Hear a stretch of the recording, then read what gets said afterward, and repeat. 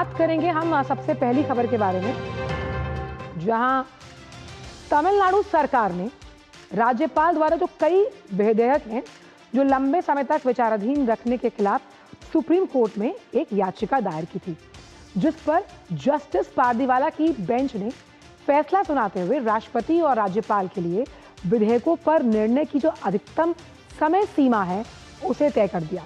पहले मुद्दा समझाऊंगी, फिर आगे चलेंगे।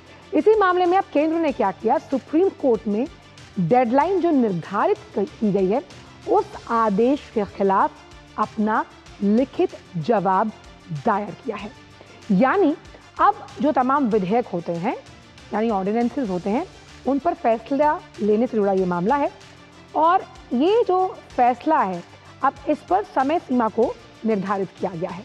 साथ ही साथ इस समय सीमा को लेकर केंद्र सरकार का जो जवाब है सुप्रीम कोर्ट को भेजे गए जो प्रेसिडेंशियल रेफरेंस की अगर हम बात करते हैं तो उस पर समय सीमा को लेकर केंद्र सरकार का ये जवाब सामने आया है। सुप्रीम कोर्ट को जो भेजा गया है वो प्रेसिडेंशियल रेफरेंस है, जिस पर केंद्र सरकार जो है वो जवाब दे रही है। अब इसके बाद न्यायपालिका द्वारा समय सीमा निर्धारित करना संविधान के खिलाफ है। यानी अगर आप किसी ऑर्डिनेंस पर आप एक टाइम लिमिट सेट करते हैं, ये संविधान के खिलाफ है। जो फैसला लिया गया संविधान निर्माताओं की परिकल्पना के विरुद्ध ये व्यवस्था होगी। लेजिस्लेचर, एग्जीक्यूटिव, जुडिशरी, लेकिन जुडिशरी ऐसा नहीं कर सकती, ऐसा संविधान का मूल रूप कहता है। शक्तियों के प्रयोग को लचीला बनाए रखने के लिए निश्चित समय सीमा आप नहीं दे सकते। अब क्योंकि बात संविधान की है तो अनुच्छेद 200 या 201 कोई विशिष्ट समय सीमा निर्धारित ही नहीं करता और ऐसे में ये समय निर्धारित करना कहीं ना कहीं असंवैधानिक और न्यायिक शक्ति ऐसी नहीं जो संवैधानिक प्रावधानों को दरकिनार कर दे। यानी अगर किसी ऑर्डिनेंस को लेकर माथापच्ची चल रही है और उस पर फैसला लेने के लिए आप कोई टाइम लिमिट सेट नहीं कर सकते, ऐसा संवैधानिक प्रावधानों में नहीं है। और अगर ऐसा किया जा रहा है तो कहीं ना कहीं ये संविधान के मूल रूप को नुकसान पहुंचाता है। पूरा मामला क्या है उसको समझने की कोशिश करते हैं। मामला शुरू होता है, सुप्रीम कोर्ट ने 8 अप्रैल को राष्ट्रपति राज्यपालों के बिलों को लंबित रखने पर जो फैसला है ये उससे शुरू हुआ। अब इसमें तमिलनाडु, पंजाब और अन्य राज्यों का अनुच्छेद 200 और 111 के तहत ये सवाल है जो राष्ट्रपति की शक्तियों से जुड़े हुए हैं। तमिलनाडु सरकार ने 2023 में सुप्रीम कोर्ट में एक याचिका दायर की थी और इसमें यह कहा गया था कि राज्यपाल RN रवि ने 2020-2023 के बीच 12 विधेयकों पर फैसला लंबित रखा था, नहीं उसे लंबित छोड़ा हुआ था। कुछ बिलों को राज्यपाल ने राष्ट्रपति के पास भेजा लेकिन उन्होंने कोई कार्रवाई नहीं की। अब ऐसे में जस्टिस JB पारदीवाला की जो अध्यक्षता वाली बेंच है उसने अप्रैल 2025 में फैसला दिया कि ना तो राज्यपाल ना ही राष्ट्रपति किसी भी बिल को अनिश्चित काल तक के लिए लंबित रख सकते हैं या फिर वीटो कर सकते हैं। यानी कुछ बिलों को राज्यपाल ने राष्ट्रपति के पास भेजा था लेकिन बात नहीं बनी। लेकिन जब जस्टिस JB पारदीवाला की जो बेंच है उसने कहा, अप्रैल 2025 को एक फैसला दिया कि राष्ट्रपति या राज्यपाल किसी भी फैसले को लंबे समय तक समय सीमा के अंदर फैसला लेना होगा और वो वीटो नहीं कर सकते। तो ये पूरा मामला, और सुप्रीम कोर्ट ने ये भी कहा कि राष्ट्रपति को 3 महीने के अंदर ही अगर जो लंबित पड़ा है उनके पास विचाराधीन है उस पर फैसला लेना ही होगा और बिल पर कार्रवाई नहीं करने पर राज्य सरकार कर सकती है अदालत का रुख। यानी अगर वो नहीं ले पाते फैसला तो अदालत का रुख कर सकती है। विकास सारथी ज्यादा अपडेट्स के साथ जुड़ गए। विकास, आखिरकार किस तरह से अगर हम इसे कानूनी भाषा में समझें तो जो समय सीमा निर्धारित करने की बात कही गई, अब उस पर जो जवाब दाखिल किया जा रहा है, इसे इस मामले में आप किस तरह से समझाएंगे? हाँ बिल्कुल, देखिए इसमें जो प्रेसिडेंशियल रेफरेंस आया था, यानी कि राष्ट्रपति ने कुछ स्पष्टीकरण मांगा था सुप्रीम कोर्ट से कि इस फैसले में जो बातें कही गई हैं उनके कई प्रावधानों पर से जवाब मांगा था। अब उसमें सुप्रीम कोर्ट ने सभी राज्यों को, क्योंकि राज्यपाल की शक्तियों का मामला था, तो सभी राज्यों को नोटिस जारी कर उनसे जवाब मांगा था, केंद्र से जवाब मांगा था। आज सॉलिसिटर जनरल तुषार मेहता ने केंद्र के बिहाफ पर एक अपना नोट दिया है, जिसमें उन्होंने ये बातें कही हैं कि जो सुप्रीम कोर्ट का वो फैसला है वो कहीं ना कहीं संवैधानिक प्रावधानों के विपरीत है। जिसकी खास वजह यह है कि ये कहा गया कि अगर कोई टाइम फ्रेम तय करना होता तो कॉन्स्टिट्यूशन खुद इसके बारे में स्पष्ट रूप से बोलता। लेकिन जब आर्टिकल 200 और आर्टिकल 201 में किसी भी तरह की कोई टाइमलाइन का जिक्र नहीं है, तो सुप्रीम कोर्ट अपनी तरफ से कुछ प्रिजम्पशन नहीं कर सकता कि कोई समय सीमा होनी चाहिए।